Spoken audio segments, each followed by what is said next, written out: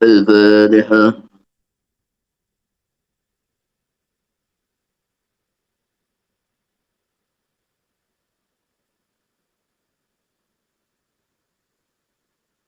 Bismillahirrahmanirrahim. Faslun yudhkaru fi ba'du syurutil iqtidai. Yang disebutkan di dalam pasal ini sebagian syarat-syarat bermakmum. La yataqaddamu ala imamihi fil mauqifi.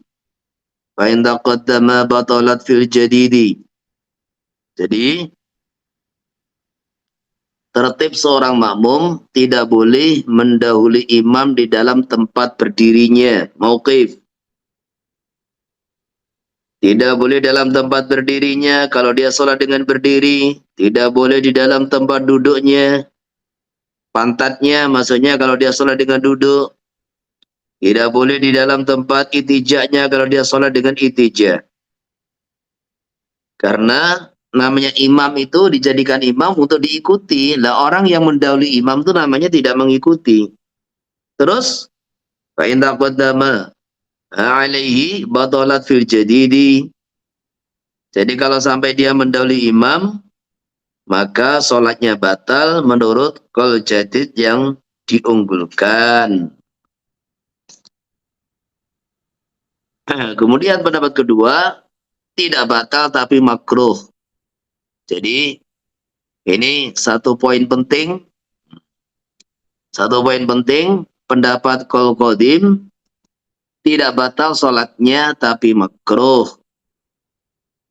Nah ini pendapat qaul qadim ini sama dengan pendapat dalam madhab Maliki, di mana di dalam sholat berjamaah itu nggak apa-apa, itu makmum lebih di depan imam tuh nggak apa-apa. Dan ini yang terjadi sekarang dipakai di Masjid Nabawi.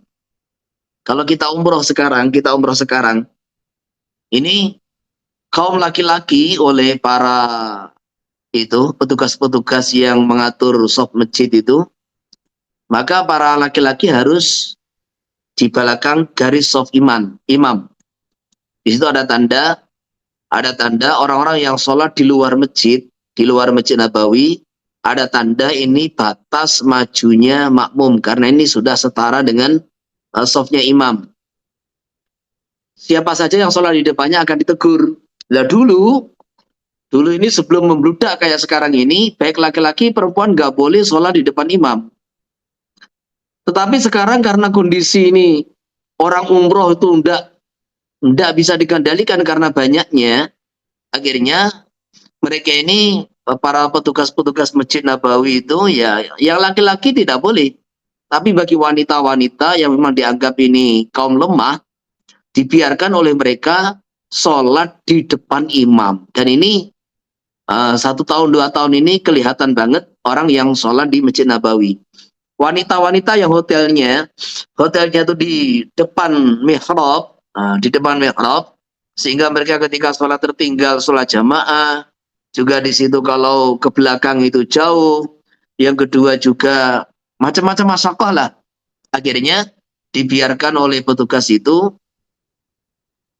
sholat berjamaahnya di depan imam. Nah ini ternyata dalam qaul qadim dibolehkan. Karena qaul qadim juga ini nggak bisa dipakai dalam berfatwa, ya minimal akhirnya didukung oleh pendapat madhab Maliki gitu.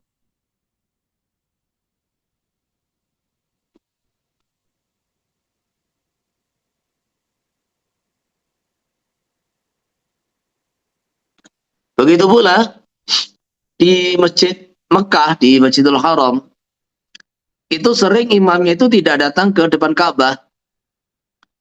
Lah itu sholatnya di belakang ternyata imamnya itu. Lah itu bagaimana? Kalau kondisi makmum itu tidak sehadap dengan imam, maunya sekarang ini menghadap ke barat. Anggap bahwa depan saya itu Ka'bah gitu. Lah, makmum yang dia ini di sebelah utara Ka'bah, sebelah selatan Ka'bah, sebelah baratnya Ka'bah, tidak sehadap dengan saya, maka ini sepakat ulama sholatnya sah. Sholatnya sah. Tetapi makmum yang sehadap dengan saya, sama-sama menghadap ke barat, lah ini kalau sampai di depan imam, lah itu Qaul Jadid mengatakan tidak sah. Tapi Qaul Qadim, ya madzhab Maliki mengatakan sah. Ini poin penting untuk diketahui. Wala yadurru musawatuhu. Tidak apa-apa, maksudnya tidak membatalkan sholat apabila makmum sejajar dengan imam. Wa yundabu takhallufu qalilan. Nah, kalau imam satu, makmum satu, maka disunahkan mundur sedikit, tidak sejajar. Waliti baru tawi yang jadikan patokan, patokan ukuran, tolak ukur adalah bil akibi dengan tumitnya. Jadi kalau ada orang ini kakinya imam ternyata lebih panjang daripada kakinya makmum, atau mungkin kakinya makmum lebih panjang daripada kakinya imam. Tumitnya di belakang imam, tetapi jari-jari kakinya itu sejajar dengan imam, atau bahkan lebih di depan imam, maka ini dianggap di belakang imam. Jadi untuk menilai sebagai tolak ukur orang itu sejajar dengan imam, atau apa itu di belakang imam, maka ini adalah dinilai tumit atau dalam bahasa kita tungkaknya itu, yaitu bagian ujung belakang daripada telapak kakinya. Nah, ini kenapa takhallufu qalilan? Jadi kalau kita pahami ini sebagian yang diajarkan dalam mazhab Hambali kalau tidak salah itu, maka orang sholat itu kalau imam satu, makmum satu itu disuruh sejajar. Sejajar. Karena baginda Nabi SAW merintahkan Abdullah bin Abbas, juga satu sahabat yang lain, ketika bermakmum dengan Nabi suruh sejajar. Tetapi baginda Nabi SAW, Abdullah bin Abbas, ketika disuruh sejajar, beliau mundur. Mundur dikit gitu. Selesai sholat ditanya, "Wahai Abdullah, kamu kan saya perintahkan sholat sejajar, kenapa kau mundur dikit?" Maka satu jawaban yang disukai baginda Nabi SAW, "Ta'aduban laka ya Rasulullah, karena menjaga adab dengan engkau ya Rasulullah." Maka disinilah satu kaidah para ulama, bahwasannya menjaga adab itu muqaddam alal amr. Al-adab muqaddam alal amr. Bahwa menjaga adab itu lebih diprioritaskan daripada perintah Nabi. Dan itu hadisnya banyak sekali, termasuk ini hadis baginda Nabi merintahkan Abu Bakar menjadi imam sholat, tapi Abu Bakar tetap mundur menjadi makmum. Maka ini dipakai kaidah oleh para ulama bahwa menjaga adab itu lebih penting daripada perintah, gitu. Lebih diprioritaskan. Walaupun baginda Nabi itu merintahkan, ini si Abdullah bin Abbas, ketika jadi makmum sendirian, sholat di sebelah kanan Nabi, tetapi Abdullah bin Abbas mundur. Dan mundurnya itu punya alasan, yaitu karena adab. Lah kemudian jawaban yang jadi dalil para ulama adalah, ketika beliau menjawab ta'aduban laka ya Rasulullah, maka baginda Nabi SAW senang dengan jawaban itu dan merestui. Nah berarti karena Nabi itu merestui dengan jawaban itu dan senang, berarti yang diprioritaskan tingkat tertinggi untuk dijadikan sebagai aturan di dalam sholat berjamaah, yaitu makmum sunnahnya mundur sedikit. Maka kalau ada teman-teman mungkin dari sebagian itu kayak Salafi itu nggak mau mundur, mereka sejajar, ya sudah, itu mungkin madzhab mereka, karena pemahaman mereka itu amr itu lebih didahulukan, gitu loh. Jadi beda dengan kaidah yang dipakai oleh mayoritas para ulama. Wa yastadiruna bil Masjidil Haram, kemudian mereka mengelilingi, jadi berputar mengelilingi di dalam Masjidil Haram. Haulal Ka'bah, di sekitar kanan kiri Ka'bah, di sekitar sekeliling Ka'bah. Wala yadurukanu aqraba ilal Ka'bati. Tidak apa-apa adanya makmum lebih dekat kepada Ka'bah fi ghairi jihadil imam yang tidak sehadap dengan imam bil asahi. Jadi saya katakan ini mereka lebih dekat itu apa namanya bukan sepakat ya, ternyata ini khilafiyat. Salah saya tadi. Jadi keberadaan makmum yang tidak sehadap dengan imam lebih dekat kepada Ka'bah itu tidak membatalkan sholat. Ini fil asohi. Menurut pendapat ashab yang lebih diunggulkan, jadi muqabil asoh tidak boleh.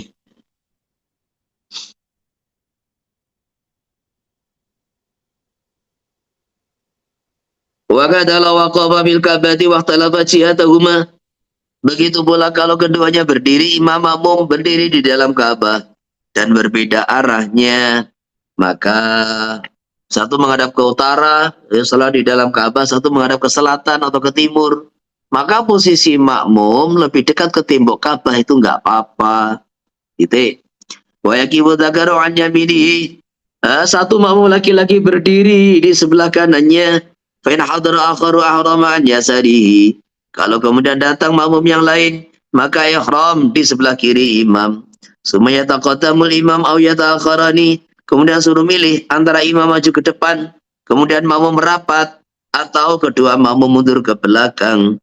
Wa afdalu, sedangkan mundur itu lebih utama. Jadi ini satu pendidikan yang apa itu sampai baginda Nabi Shallallahu Alaihi Wasallam itu mengajari mengatur shaf dalam sholat. Jadi ketika ada orang bermakmum dengan baginda Nabi Shallallahu Alaihi Wasallam dalam sholat malam, maka seorang sahabat ini berdiri di sebelah kiri Nabi Shallallahu Alaihi Wasallam. Maka selepas takbir oleh baginda Nabi dipindah ke sebelah kanannya. Datang lagi satu orang di sebelah kiri. Maka akhirnya dua orang itu oleh baginda Nabi Shallallahu Alaihi Wasallam disuruh mundur ke belakang. Dan siapa itu? Itu adalah cerita termasuk Abdullah bin Abbas radhiyallahu anhu. Jadi makanya kalau makmum itu dua orang bersamaan, ya langsung berdiri di belakang imam dengan merapat gitu. Jadi akan menjadikan imam, ya tengah-tengah di antara mereka. Kalau makmum dua langsung, maka langsung di belakang imam. Satu sebelah kanannya, satu sebelah kirinya dengan rapat. Tetapi kalau datangnya itu tidak bersamaan, maka ini kanan dulu, kemudian sebelah kirinya imam, mundur ke belakang dikit. Nah, selepas takbir, maka baru langkah ke belakang 2 langkah. Jadi 2 langkah, tidak boleh 3 langkah. Atau imam maju. Walau hadra rajulani aw rajulun wa sabiyun. Kalau yang datang 2 laki-laki dewasa atau 1 laki-laki dewasa dan anak kecil, safa khalfahu, maka berbaris di belakangnya imam. Wa kata maratun aw niswatun. Begitu pula kalau yang bermakmum 1 perempuan atau jamaah perempuan, maka di belakang imam. Jadi kalau dalam berjamaah itu 1 laki-laki jadi imam, 1 wanita, bukan di sebelah kanan, bukan sebelah kiri, tapi di belakang. Begitu pula kalau jamaahnya itu banyak wanita, imamnya laki-laki, maka mereka berdiri di belakang. Wa yaqibu khalfahu ar-rijal tsumma sibyan tsumma nisa. Kalau dalam jamaah ini lengkap, ada laki-laki dewasa, ada anak-anak, ada wanita, maka yang laki-laki dewasa di belakang imam buat baris. Kemudian di belakangnya baru anak-anak, wanita paling belakang. Wa taqifu imamatuhunna wasṭahunna. Tetapi kalau yang berjamaah itu semuanya wanita, makmumnya wanita, imamnya wanita, maka berdiri di shaf awal di tengah. Ya, sebenarnya begitu. Jadi berdiri sejajar dengan shaf awal di tengah. Tidak menonjol kayak imam laki-laki. Wallahualam. Ya seperti itulah yang diajarkan oleh Ummahatul Mukminin, istri baginda Nabi Sallallahu Alaihi Wasallam, bahwasanya salah satu istri Nabi yaitu Aisyah radhiallahu anha dan juga Ummu Salamah radhiallahu anha, ketika mengimami jamaah wanita, maka berdirinya bukan seperti laki-laki di depan, bukan, tapi sejajar dengan shaf awal, tapi di tengah. Nah, kemudian dalam kitab fikih supaya ini membedakan mana imam, mana makmum, disunahkan untuk maju dikit. Jadi sejajar dengan shaf awal, kemudian terus maju dikit.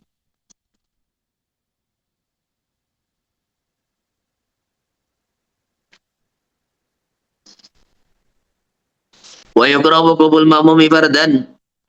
Makruh berdirinya seorang makmum sendirian. Fa yadkhulu safa in wajada sa'atan. Sebaliknya dia dimasuk dalam shaf kalau ada tempat yang longgar. Wa ila kalau enggak ada tempat yang cukup, fal yajur rasasun badal ikrami. Adalah dia menarik seorang di depannya selepas dia takbiratul ikram. Wal yusa'idu al majruru. Adalah membantu dia sobal majrur, orang yang ditarik. Jadi ini ada satu aturan. Dan ini memang dari awal tadi, ini tata cara menata shaf ini perlu praktek. Jadi perlu praktek bagaimana kalau makmum laki-laki satu orang, kemudian dua orang, kemudian bagaimana kalau dua orang bersamaan, dua orang tidak bersamaan seperti tadi. Bagaimana kalau laki-laki dewasa semua, bagaimana ada laki-laki dewasa, ada anak-anak, ada wanita. Nah, bagaimana pula kalau makmumnya wanita, imamnya wanita, ini memang terkadang penjelasan itu perlu praktek. Karena kalau tidak ada praktek, ini sering kita jumpai, ini di kalangan orang-orang awam, kita berjamaah di masjid, ada makmum itu satu orang atau dua orang di belakang, ternyata datang yang satunya bukan di sebelah kiri, kanan semua gitu. Jadi dia ini bermakmum di sebelah kanan, mundur dikit, datang satu lagi bukan di sebelah kiri, sebelah kanannya, ya gak mundur. Jadi maka disitulah perkara itu sebetulnya nggak terlalu rumit, tetapi ketika tidak disampaikan dan tidak dimudzakarahkan, maka akan jadi sesuatu yang asing itu ilmu. Tetapi di daerah yang memang itu mayoritas orang alim, mayoritas orang terpelajar, berpendidikan agama, ini hal yang seperti ini sudah maklum begitu, sudah maklum. Sehingga terkadang dibuat itu di masjid-masjid itu dibuat satu gambar.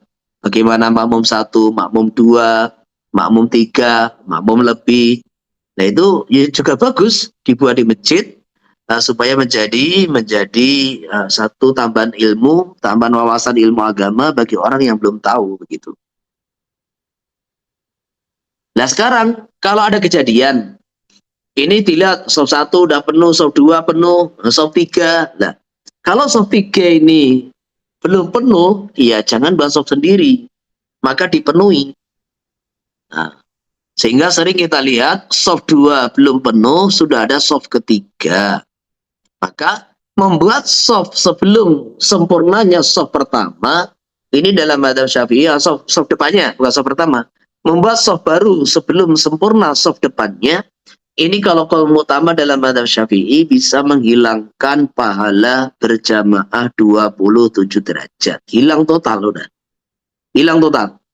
Ini pendapat yang utama, tetapi pendapat Imam Romli mengatakan yang hilang bukan 27 derajat, tetapi yang hilang adalah fadilah shaf. Jadi fadilah jamaah tidak hilang, tapi fadilah kaitan dengan kesunahan shaf itu aja yang hilang. Nah ini pendapat ini yang lebih adil, dan ini juga yang dipakai dan didukung oleh guru kita Ramokiyah Waziran rahimahullah. Nah terus kalau ada satu kejadian yang sekarang mau dibahas, di mana shaf kedua penuh, sekarang dia mau shaf ketiga. Nah ini polemik ini, apa itu si malakama ini, kalau dia ini masuk shaf nggak ada tempat. Kalau bikin shaf sendiri, maka ini namanya infirad anis shaf. Mau bergabung nggak ada tempat, mau bikin shaf nggak ada teman, kan gini kan. Jadi mau gabung shaf kedua nggak ada tempat, kemudian mau membuat shaf baru nggak ada teman karena sendirian. Kalau dia ini 2 orang, 3 orang, ya selesailah masalah, dibuat shaf dari tengah gitu. Maka baginda Nabi SAW mengajari bahwasanya kalau ada orang ini datang sendirian, mau bergabung nggak ada tempat, mau buat soft juga nggak ada teman, dia takbiratul ihram dulu. Selepas takbiratul ihram, dia tarik satu orang di depannya suruh mundur. Gitu. Lah kenapa harus takbiratul ihram? Karena kalau dia ini sebelum takbiratul ihram narik orang, nah, sama saja akhirnya dia takbir dalam kondisi di depannya itu ada tempat yang kosong. Nah, jadi ketika dia sholat, di depannya ada tempat yang kosong, sehingga dia mengerjakan sesuatu yang makruh. Yaitu apa? Wong di depannya ada soft kosong, kok malah dia takbir, tidak ngisi soft, gitu loh. Makanya disitulah takbirnya itu nariknya itu selepas takbir, sehingga ada kaidah dalam fikih yuftafaru fid dawam ma la yuftafaru fil ibtida. Jadi ada sesuatu itu dimaafkan ketika sudah berlangsung suatu amal, suatu ibadah, perkara-perkara yang tidak dimaafkan ketika dikerjakan sebelum memulai ibadah. Jadi orang tadi seandainya dia ini menarik sebelum takbir, maka ketika takbir dia berdiri di saf ketiga, sedangkan saf kedua ada tempat longgar. Maka ini tidak dimaafkan. Sehingga dia mengerjakan satu perkara yang makruh, yang hukumnya sudah kita uraikan tadi. Tetapi kalau dia ini takbir dulu, lah, kemudian menarik orang di depannya, ini apa hikmahnya? Longgarnya soft, kosongnya soft satu orang di depannya itu terjadi ketika dia sudah sholat. Lah, yuktafaru fidawa ma la yuktafaru fil ibtidah itu artinya, jadi maksudnya ketika dia ini sudah takbiratul ihram, dia sudah masuk dalam sholat, lah kemudian ternyata soft depan itu mundur satu, akhirnya kosong. Sehingga kosongnya itu terjadi di tengah-tengah dia sudah sholat. Maka yang begini ini dimaafkan sehingga tidak menghilangkan fadilatul soft, juga tidak menghilangkan fadilatul jamaah. Ini maksudnya. Sebagaimana kalau kita ini sudah sholat, satu soft, dua soft, satu soft setengah, tahu-tahu di depan ada makmum yang batal, kentut, nah, akhirnya meninggalkan sholat. Dia melewati itu depannya orang sholat, nggak apa-apa, ini darurat, kan gitu kan, ini darurat. Lah kemudian akhirnya apa? Ada renggang satu orang, cukup satu orang di soft depan. Lah hal yang begini ini tidak menghilangkan fadilah jamaah, juga tidak menghilangkan fadilah soft. Kenapa? Karena terjadi di tengah-tengah sholat. Ini maksudnya seperti itu. Yutafaru fid dawam ma la yutafaru fil ibtida. Artinya seperti itu. Terus, jadi ini satu poin di antara syarat-syarat sholat berjamaah adalah makmum tidak boleh mendahului tempat berdirinya imam. Dua, wa yustaratu ilmu bidiqalatil imam. Disyaratkan mau mengetahui perubahan-perubahan gerakan imam. Biayaro kabarnya melihat langsung kepada imam. Atau sobin atau melihat sebagian sof. Yasma'u atau dia mendengar itu imam. Mubalikun atau mendengar mubalik. Wa in jama'ah sudah. Jadi syarat nomor 2 yang ditambahkan di sini. Nah, dari kemarin itu syaratnya banyak. Makmum mengetahui gerakan imam. Lah mengetahui itu caranya bagaimana? Bisa melihat imam langsung, bisa melihat sebagian soft, juga atau mendengar suara imam. Ini mengetahui gerakan imam. Jadi kalau ada orang sholat di masjid, di masjid beda ruangan, melihat imam yonda, melihat makmum yonda, hanya mendengar suara imam, dan itu sah apa enggak, nanti dibahas di syarat nomor 3. Jadi dia mengetahui imam ruko, imam sujud, entah lewat layar atau hanya lewat suara, dia mengetahui itu gerakan imam, ruko, sujud, berdiri, tapi tempatnya berbeda. Di satu ruangan yang berbeda, ruangan imam dengan makmum berbeda. Ada kalanya mamanya satu di Serambi, satu di dalam masjid. Ternyata masjidnya itu pakai AC, pintunya ditutup semua. Ada kalanya itu makmum di lantai atas, imam di lantai bawah. Ada kalanya tempat sholatnya itu bukan berupa masjid, di musola, beda ruangan, atau di rumah, beda ruangan. Lah, ini bagaimana hukumnya akan dibahas dalam bab nomor 3. Wa'ila jamal. Jadi syarat nomor 3, antara imam dengan makmum ini kumpul dalam satu tempat. Jadi syarat sah berjamaah nomor 3, imam dengan makmum kumpul dalam satu tempat. Ada kalanya keduanya dalam masjid, ada kalanya satu dalam masjid, satu di luar masjid, ada kalanya dua-duanya di luar masjid. Wa idza jama'ahuma masjidun. Kalau keduanya berada dalam masjid, sahal iktida, maka bermakmum sah. Wa in ba'udat al-masafatu wa halat abniyatun. Walaupun jaraknya itu jauh itu di atas 300 dirham. 300 dirham itu kira-kira 145 meter lah gitu. Jadi walaupun jaraknya jauh atau terhalang oleh bangunan, sudah. Jadi ini istilahnya bahasanya takrib. Kalau imam dan makmum keduanya di dalam masjid, maka sholatnya sah dengan syarat dua yang disebutkan tadi.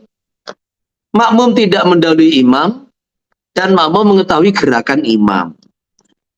Terus ditambahkan lagi, antara imam dengan makmum itu ada jalan yang bisa menembus. Jadi yang penting ada jalan yang tembus walaupun kondisinya itu ditutup. Jadi makanya gini, kalau ada masjid, dalamnya itu AC, pintunya semua ditutup, tidak boleh dibuka. Bagaimana hukum orang yang sholat di serambi? Nah, gitu kan? Bagaimana hukumnya orang yang sholat di serambi masjid? Maka dilihat. Nah, dilihat. Kalau serambi itu sudah diwakafkan sebagai masjid, serambi, jadi serambi itu entah di kanan, di kirinya, atau di belakangnya. Nah, yang penting serambi itu tempatnya sudah diwakafkan jadi masjid, maka antara serambi dengan dalam masjid dianggap satu bangunan. Sehingga sholat berjamaah sah. Syaratnya ada pintu, entah pintu di samping, pintu di belakang sama saja nggak ada masalah. Yang penting tadi tidak mendahului imam, mengetahui gerakan imam. Nah, jadi kalau keduanya di dalam masjid, walaupun beda bangunan, satu di dalam, satu di luar, pintunya ditutup, bahkan dikunci pun nggak ada masalah, selama tidak dipaku. Jadi pintunya ditutup, walaupun dikunci nggak ada masalah, selama tidak dipaku. Kalau dipaku berarti namanya bukan jalan tembus, namanya tembok. Maka di situ sholat berjamaah sah, kayak satu di lantai bawah, satu di lantai atas. Bagaimana? Sama syaratnya. Yang penting ada jalan dari lantai bawah ke lantai atas. Entah tangga itu di samping masjid, di dalam masjid, di bagian belakang. Yang penting itu bangunan atas, bangunan bawah semua sudah wakaf masjid, termasuk tangganya juga sudah diwakafkan jadi masjid. Maka ini sholatnya sah semua. Nah, sehingga ketika ini orang yang di serambi sholatnya sah, nanti orang-orang yang tidak kebagian tempat di serambi, dia di bagian di lapangan, di halaman, ya sholatnya juga ikut sah karena dia bisa melihat ba'da soft. Jadi dia bisa melihat itu sebagian soft. Maka akhirnya sholatnya sah semua. Nah, tetapi apabila ini antara lantai pertama, kedua, ketiga tidak ada tangga atau tangganya di luar masjid, tangga tidak diwakafkan sebagai masjid, lah itu yang muktamad dalam mazhab Syafi'i, walaupun ada khilafiyat, yang muktamad ini enggak sah. Ini aturan apabila sholat imam dan makmum dua-duanya di dalam masjid. Walau kana bi wada'in syurita ala yazida ma bainahuma ala 300 dira'in takriban. Jadi kalau keduanya di luar masjid fi wadha' itu di tanah lapang begitu, tidak dalam bangunan, di tanah lapang, maka disyaratkan jarak antara keduanya tidak melebihi 300 dirham, ya kurang lebih 145 meter atau 144 meter, kurang lebih begitulah. takriban kurang lebihnya. Wakilah tahtidan harus 300 dirham pas. Yes. Fa'intalah haqqa sahsoni al-safani. Kalau berdiri dua orang atau dua shaf di belakang imam, utubirat al-masafah bainal akhiri wal awwali. Maka jarak itu dihitung antara yang akhir dan pertama. Jadi maksudnya gimana?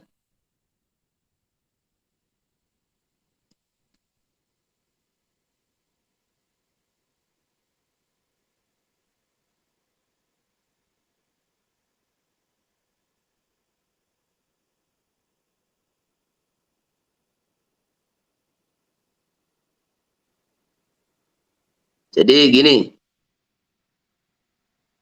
tadi disyaratkan kalau kedua orang itu sholatnya di luar masjid, dua-duanya di luar masjid, maka jarak antara keduanya tidak melebihi 300 dhira'. Dan ini dalil yang dipakai Imam Syafi'i radhiyallahu an adalah uruf. Karena secara uruf masyarakat zaman itu memahami kalau jarak itu 300 dhira' itu yang masih dekat, tapi kalau sudah lebih itu dianggap jauh gitu. Lah, fa intalah haqqa sahsoni maksudnya kalau ada dua orang atau dua shaf di belakang imam, berarti cara ngitung apa itu namanya 300 dhira' itu bagaimana? Jadi ya antara imam dengan shaf pertama tidak melebihi 300 dhira', antara shaf pertama dengan shaf kedua berikutnya juga tidak melebihi 300 dhira'. Seperti itu. Makanya kan kita lihat dalam ijtima yang besar di Tonggi, mungkin di nanti itu ada istimewa lagi di Bengkulu. Nah ini tempatnya itu kan di tanah lapang. Terkadang ini orang membuat satu tempat sholat yang apa itu terpisah. Bahkan di Tonggi itu kalau hari terakhir, dulu nggak tahu sekarang gitu. Dulu kalau hari terakhir itu kan orang sholatnya di perahu masing-masing gitu. Jadi orangnya sholatnya di perahu. Nah, karena nggak ada tempat gitu loh. Seadanya.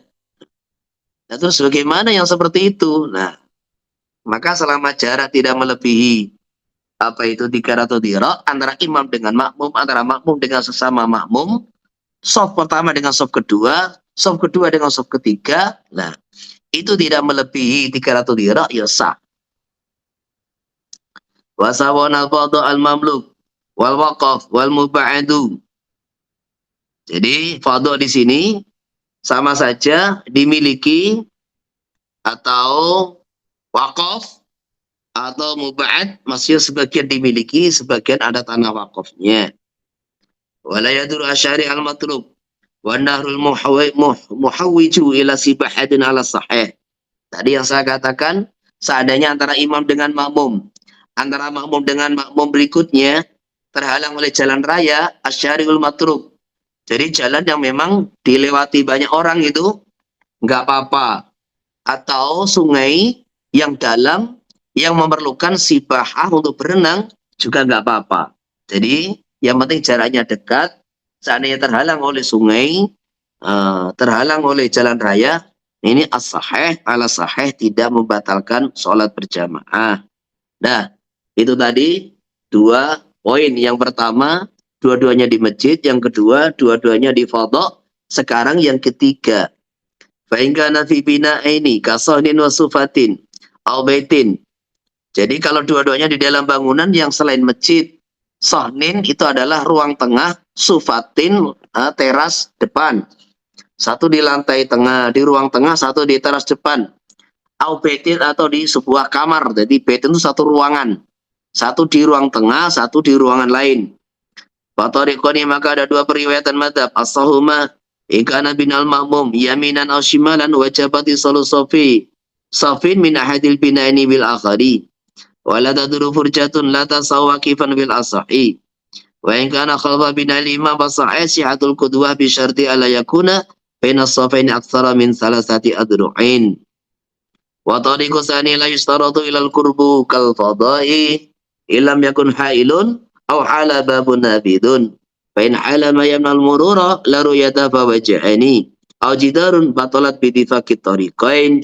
Qultu at-tariqut tsani as-sahhu wallahu a'lam. Jadi ini ada dua periwayatan. Jadi di dalam madzhab Syafi'i itu ada thariqah, sanad kita dalam meriwayatkan madzhab Syafi'i itu ada yang melalui jalur thariqah ashab al-Khurasaniyin, yaitu Marwazin, daerah Asia Tengah sana. Jadi kemudian yang kedua thariqatul ashab al-Iraqiyin atau Baghdadiyin. Ini yang silsilah periwayatannya lewat jalur ulama-ulama yang ada di Baghdad gitu. Maka di sini ketika antara imam dan makmum itu berada di dua bangunan yang berbeda dan dua-dua di ruangan yang berbeda dan di situ semuanya bukan masjid, maka tarjih Imam Rafi'i di sini dan tarjih Imam Nawawi berbeda. Tarjih Imam Rafi'i agak lebih ketat begitu. Berarti ada dua riwayat. Nah ini tarjihnya Imam Rafi'i adalah riwayat yang pertama, sedangkan tarjihnya Imam Nawawi adalah riwayat yang kedua. Bagaimana ini tarjihnya? In kana bina'ul ma'mum yaminan aw shimalan. Kalau bangunan di mana makmum dia sholat itu di sebelah kanan atau kiri imam. Jadi ini di sebelah kanan atau kiri tempat sholatnya imam, maka wajaba ittisalu shafin min ahadil bina'ini bil akhari. Ini agak ketat. Jadi harus ada satu shaf yang nyambung dari salah satu dua bangunan ke shaf yang ada di bangunan yang lain. Harus seperti itu. Kalau enggak maka sah. Wala yadurru furjatun atau furjatun la tasawwaqifan. Tetapi kalau ada, tadi kan dikatakan ittisal harus nyambung. Lah kalau ada jarak bagaimana Pak? Enggak apa-apa kalau jarak itu tidak memuat satu orang yang berdiri fil asahi menurut pendapat ashab yang diunggulkan. Wasani yadurru. Tadi ditafsil.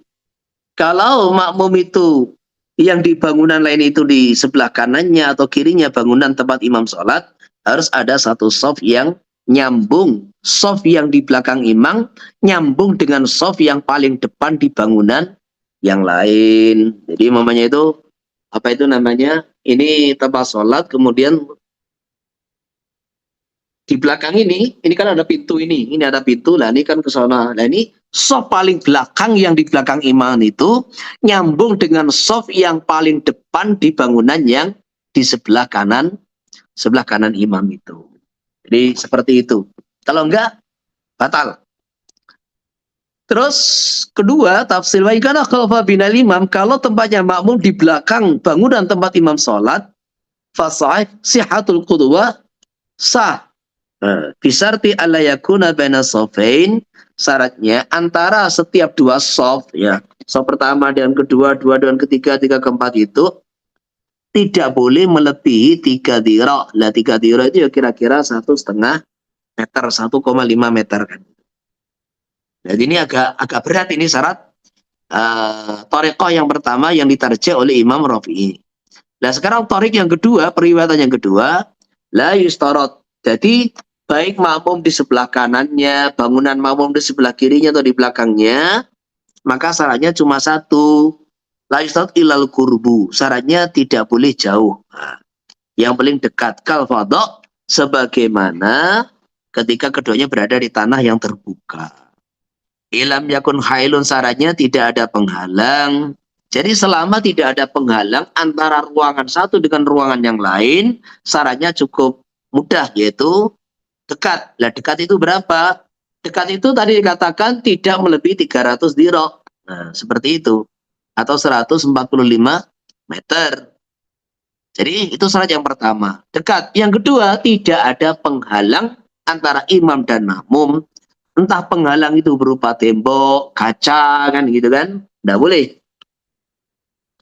Auhala babun nafidun, atau ada penghalang tetapi di situ ada pintu tembus. Nah, Maka ini juga nggak ada masalah. Gitu. Lain halamayan al-murur ala ru'yah. Kalau penghalangnya itu apa? Hanya menghalangi lewat tetapi tidak menghalangi melihat imam. Contohnya kaca gitu. Jadi contohnya kaca. Atau yang kedua, jendela yang beruji. Nah, jendela yang ada beruji itu, ada kayunya di besinya itu, teralis. Nah, teralis. Makmum tidak bisa masuk ke ruangan imam, tetapi dia masih bisa melihat imam dan orang-orang yang di belakang imam itu, yang beda bangunan. Maka ini hukumnya bagaimana? Jadi tempatnya makmum ke arah imam itu tertutup, nggak ada pintu tembus, tetapi masih bisa melihat. Contohnya kaca atau teralis tadi. Bahwa jahani, maka ada dua pendapat. Au jidarun batola. Jadi kalau jidar itu apa? Jidar itu yo menghalangi tembus, yo menghalangi mendatangi imam, juga menghalangi pandangan. Maka batolat bittifaqi tariqain. Jadi makanya sekarang itu ada beberapa musola namanya. Ini musola bukan masjid. Musola tidak bisa dikatakan masjid.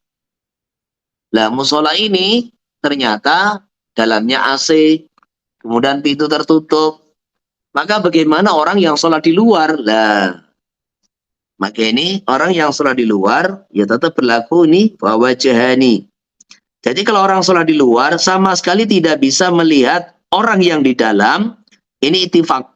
Tariqain sepakat tidak sah. Tetapi kalau yang di luar ini pintu ada. Tetapi kan di situ karena bukan masjid, pintu harus dibuka. Nah gitu loh. Pintu harus dibuka. Nah kalau pintu ditutup, kita hanya bisa melihat orang-orang di dalam, maka ini bahwa jahani ada dua pendapat. As-sahuhuma fi asli radha adamu sihhatil qudwah. Jadi yang asah ini tidak sah. Lain sayyidah sahaki iktidau bibina'in akhar saktidau man khalfahu wa in hala jidarun baina wa bainal imam. Jadi ketika makmum yang ada di bangunan lain ini iktidaknya sah karena memenuhi syarat di atas, yaitu apa? Tidak ada penghalang, tidak jauh, atau ada penghalang tapi ada pintu yang dibuka. Seperti itu. Maka sahha iktida'u man khalfahu. Bermakmumnya orang yang ada di belakang makmum yang di bangunan lain. Jadi imam di satu ruangan, makmum ruangan lain, hanya satu makmum itu yang melihat gerakan imam. Nah yang lain nggak ada yang melihat di belakangnya, maka yang di belakangnya itu sah semua. Wa in hala jidarun baina wa bainal imam. Walaupun ada jitar antara man khalfahu dan antara imam. Walau waqafa fi uluwin wa imamu fi suflin. Kalau imam berdiri di tempat yang lebih tinggi, makmum di tempat yang lebih tinggi, imamnya di bawah, atau sebaliknya, syurita muhadatu badi badani ba'da badanihi. Ini satu syarat yang agak berat. Jadi kayak mamanya di Masjidil Haram itu. Di Masjidil Haram, di situ kita lihat lantai 2, bukan lantai 2 aja, lantai pertama kan itu asalnya memang dulu lebih tinggi, yang di belakang itu lebih tinggi. Sekarang terus dikeruk jadi basemen itu. Jadi yang dulu lantai pertama di belakang itu menjadi lantai kedua sekarang gitu. Maka itu lantai kedua lebih tinggi, lantai ketiga, apalagi sekarang lantai 4 itu lebih tinggi. Maka ini di dalam madzhab Syafi'i, kalau salah satu lebih tinggi daripada yang lain, syurita muhadatu ba'di badani ba'da badanihi. Maka harus ada muhaddah antara sebagian badannya makmum dengan sebagian badannya imam. Contohnya, jadi ini contohnya gini, imam kepalanya segini, makmum itu kakinya harus sejajar dengan kepala imam. Jadi begitu. Ini namanya muhaddah. Jadi kalau sampai itu tinggi banget begini, sama sekali itu antara kepala imam yang di bawah tidak sejajar, tidak setara dengan kaki makmum, nggak boleh. Kalau imam di atas, makmum di bawah juga begitu. Di lantai bawah, ini harus setara begini. Kalau tidak begitu, maka sholatnya tidak sah, jamaahnya tidak sah. Kan gitu. Tapi di sini tambihun, al-murad bil uluwi al-bina adalah bangunan. Jadi yang dimaksud ini satu lebih tinggi, satu di bawah itu adalah ketika di bangunan. Yang bangunan itu bisa disetting. Adapun kalau satu di bukit, satu di gunung, kan gitu kan, maka ini masuk dalam fadha.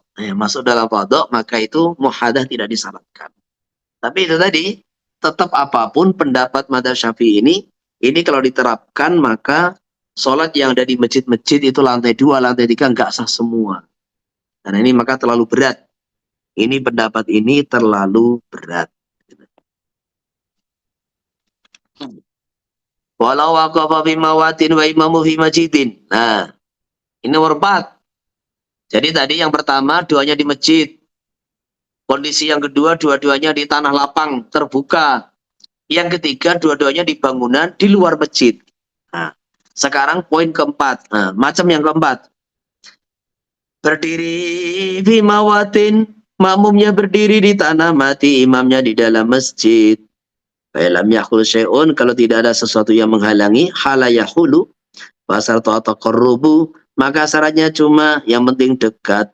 Mutabarun dengan dihitung min akhiril masjid, dari akhir masjid. Jadi kalau imamnya di masjid, makmum di luar masjid, maka syaratnya tidak boleh melebihi 300 dirham. Lah 300 dirham itu dihitung apakah dari jarak imam dengan orang di luar masjid, ataukah dari makmum yang paling belakang dari luar orang di luar masjid, ataukah dari itu bangunan masjid yang paling belakang. Nah kita bicara masjid itu paling belakang tuh yang mana? Karena bingung kita ini. Katanya depan masjid, tapi ketika sholat dihitung belakang. Nah, depan masjid. Nah, parkir depan masjid. Depan masjid itu di depannya. Tapi ketika sudah sholat, maka depan masjid itu dikatakan belakang gitu. Karena memang posisinya itu dibelakangi oleh orang yang sholat. Gitu. Maka di sini min akhiril masjid. Akhir masjid itu yang mana? Jadi akhir masjid itu yang dimaksud bagian belakang, paling bagian depan masjid yang dimaksud gitu loh. Jadi kalau imamnya di masjid, makmumnya di belakang masjid itu gimana? Di depan akhirnya kan gitu kan. Jadi makmumnya itu di luar masjid, otomatis itu ngitungnya syaratnya dekat dan ngitungnya 300 dirham bukan dari imam, juga bukan dari sof yang paling belakang, tapi dihitung dari bangunan masjid yang paling depan itu. Kalau kita datang, kalau kita sholat, bangunan masjid yang paling sof yang paling belakang. Jadi mamanya itu imamnya di depan, sofnya 3 sof, hanya sampai pertengahan masjid. Nah, maka ngitungnya dari bangunan yang masjid itu, akhir masjid. Entah dikatakan itu depan, nah, kalau kita datang, atau dikatakan belakang kalau orang sholat. Wakila min akhiri sofin, dihitung dari akhir sof, bukan dari akhir masjid. Lawain halajidarun au babun mughallaqun, kalau terhalang oleh tembok atau pintu yang dikunci, mana maka menghalangi sahnya berjamaah. Wa gadal babul mardudu wasyubaku. Nah, jadi ini contohnya gini. Ada masjid itu ditutup pakai subak. Subak itu jendela yang teralis tadi, ada teralis besi. Nah, atau pintu yang ditutup. Nah, jadi wakada itu berarti ada khilafiyah. Jadi kalau yang menutup yang menghalangi antara imam dengan makmum, di mana makmum atau imam salah satu di luar masjid yang menghalangi itu tembok atau pintu yang dikunci, tembok atau pintu yang dikunci, maka sepakat ini berjamaahnya tidak sah. Tapi kalau sekedar pintu yang ditutup atau sesuatu yang menghalangi menembus imam tapi tidak menghalangi pandangan, contohnya subak atau kaca, nah, maka ini ada khilafiyat. Al-asah itu tidak sah. Berarti pendapat kedua, nah, terhalang oleh kaca, jendela kaca atau jendela teralis, nah itu masih ada yang mengatakan sah dan itu masih dalam lingkup Madhab Syafi'i.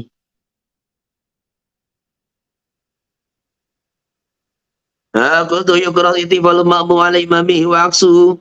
Dimakruhkan posisi imam lebih tinggi daripada makmum. Posisi makmum lebih tinggi daripada imam dan sebaliknya. Ila li hajatin. Kecuali ada hajat. Wa yustahabu maka disunahkan. Contohnya imamnya diletakkan di tempat yang lebih tinggi. Atau makmum yang lebih tinggi. Supaya semua makmum bisa melihat imam. Karena ingin belajar bagaimana tata cara sholat imam. Sebagaimana baginda Nabi Sallallahu Alaihi Wasallam, beliau sholat di mimbar. Nah, beliau sholat di mimbar. Jadi di mimbar itu di apa itu namanya tangga tempat berdiri khotib itu. Nah, beliau sholat. Ketika ruko beliau turun. Nah, ketika ruko, itidal sujud beliau turun. Kemudian ketika qiyam beliau naik lagi. Selesai sholat, aku mengerjakan ini supaya kalian mempelajari tata cara sholat saya. Sallu kama ra'aitumuni usolli. Jadi kalau tidak ada hajat, satu lebih tinggi yang lain itu makruh. Lah kalau memang tanahnya begitu Pak, ya nggak apa-apa. Jadi kalau memang masjidnya itu tanahnya itu nggak datar begitu, kalau diratakan biaya berat, biaya besar, maka ini juga tidak makruh karena ya darurat gitu, hajat. Wala yakumu hatta atau darurat gitu aja.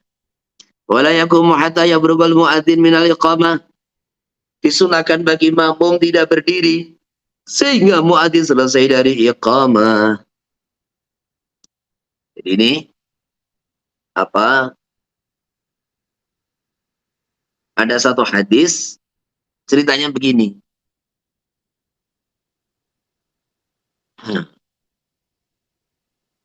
Sayyidina Bilal itu kan selalu muraqabah, mengamat-ngamati keluarnya Nabi dari rumahnya menuju masjid. Lah terkadang ketika dia mulai iqamah, para sahabat sudah berdiri. Sudah berdiri, sehingga menunggu Nabi itu agak lama begitu. Menunggu Nabi itu agak lama. Maka disitulah ada satu pernyataan baginda Nabi Sallallahu Alaihi Wasallam, "Idza uqimatis shalah fala taqumu hatta tarawni," atau kama qala Nabi Sallallahu Alaihi Wasallam. Jadi ketika iqamah uqimat itu ada dua makna. Tapi ulama-ulama fuqaha memahami uqimat itu iqamah sudah selesai. Jadi idza uqimatis shalah, ketika iqamah sudah selesai, maka jangan kalian berdiri sehingga melihat aku. Maka disitulah sepakat ini madhab Syafi'i bahwa sunnahnya berdiri selepas iqamah itu, sunnahnya berdiri untuk sholat jamaah itu adalah selepas selesai muadzin mengumandangkan iqamah. Karena idza uqimat, lah idza uqimat itu artinya ketika iqamah sudah selesai dikumandangkan. Tapi sebetulnya idza uqimat itu bisa diartikan juga ketika iqamah mulai dikumandangkan gitu loh. Sehingga di sini kamu jangan berdiri sehingga melihat aku gitu. Maka apa itu? Dulu santri teman juga begitu, kita iqamah itu santri sudah berdiri kan gitu kan. Lah ini akhirnya apa? Akhirnya kita mudzakarah. Termasuk muadzin dulu kan itu Alam Syah Banjarmasin itu. Dan panitia bagian masalah ini kan saya. Kita mudzakarah dalam hadis Muslim itu kan sahabat berdiri akhirnya dilarang Nabi, tunggu sampai kamu melihat saya kan gitu. Akhirnya muadzin yang duduknya itu di depan, di dekat mimbar di dalam masjid, akhirnya kita pindah di depan masjid yang dikatakan akhirul masjid itu di teras. Yang mana muadzin ini selalu mengamati Pak Yai. Kalau Pak Yai sudah keluar dari rumahnya, dari dalam, maka langsung iqamah. Dan ketika iqamah itu santri jangan berdiri, duduk. Nah, selama iqamah ini kemudian selesai, itu kan Pak Yai sudah berjalan dari situ, sudah berjalan di samping masjid dan itu santri sudah melihat. Lah, disitulah iqamah selesai, beliau berjalan, maka santri berdiri. santri berdiri. Jadi apa itu? Sehingga ketika beliau sampai pengimaman, maka di situ soft pas lurus begitu. Sehingga santri tidak terlalu lama menunggu imamnya.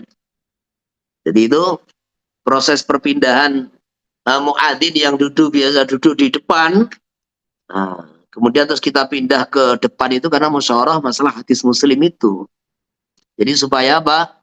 Supaya santri ini berdiri ya, selepas iqamah, dan berdirinya nggak terlalu lama nunggu Pak Yai, nunggu imam.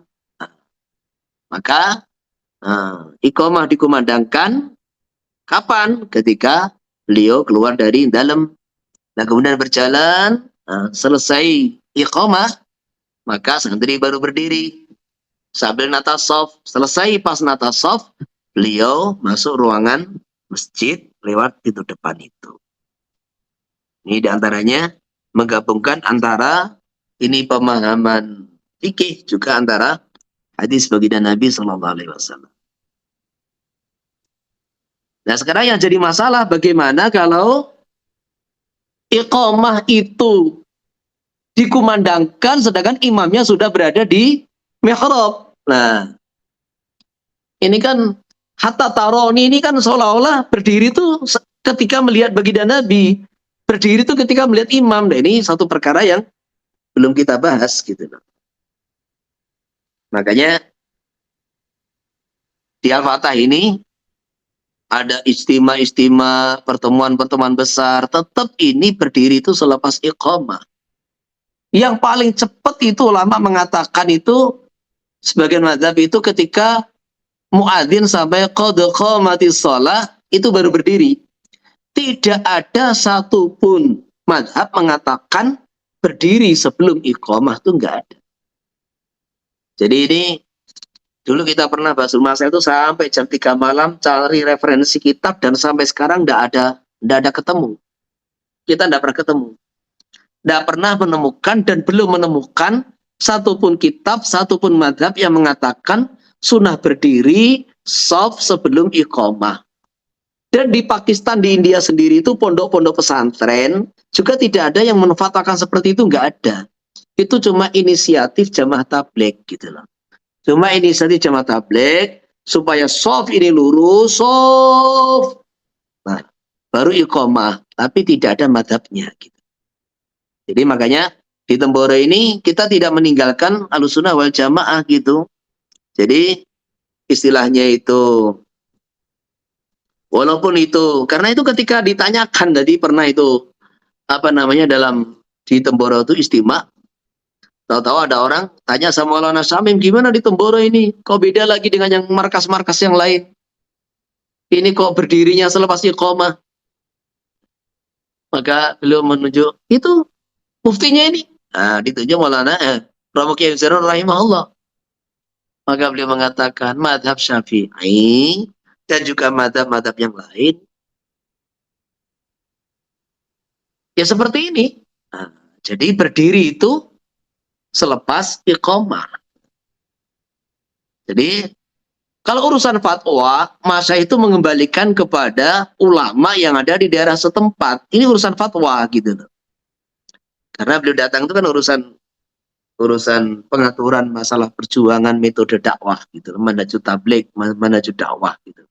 Urusan fatwa kembalikan pada ulama yang madhab yang ditempati gitu. Maka di Temboro ini berkali-kali istimewa ya tetap berdiri itu selepas iqamah. Karena bukan di Rewin, di Pakistan katanya alumni-alumni yang belajar di pondok-pondok itu ya, di pondok-pondok pesantren itu ya tetap sama. Jadi berdiri selepas iqamah. Jadi maka inilah pentingnya kita ini mendalami keilmuan sehingga tidak keluar daripada 4 mazhab. Wala yabtadi'u naflan ba'da surai fiha. Jangan memulai sholat sunnah selepas muadzin memulai iqamah. Fa in kana fi atammahu ilam yashafa'atul jama'ati. Tetapi kalau dia iqamah sedangkan dia muadzin iqamah sedangkan dia di tengah-tengah sholat sunnah, maka sempurnakan sholat sunnahnya kalau tidak khawatir tertinggal sholat jamaah. Nah, maksudnya itu imam keburu salam. Jadi kalau dia ini menyempurnakan, selama dia tidak khawatir tertinggal sholat jamaah, masih bisa ikut berjamaah walaupun tertinggal rakaat, tetap teruskan itu sholat sunnah. Jadi kalau sudah iqamah, jangan memulai sholat sunnah. Kalau dia iqamah sedangkan kita di tengah-tengah sholat sunnah, sempurnakan. Selama tidak khawatir tertinggal sholat jamaah. Walaupun tertinggal rakaat pertama, kedua nggak apa-apa gitu loh. Kalau sudah khawatir tertinggal sholat jamaah, yaitu dengan salamnya imam, maka sholat sunnah kita batalkan, kemudian masuk di dalam bergabung dengan sholat jamaah. Oke, silakan ada pertanyaan sebelum lanjut.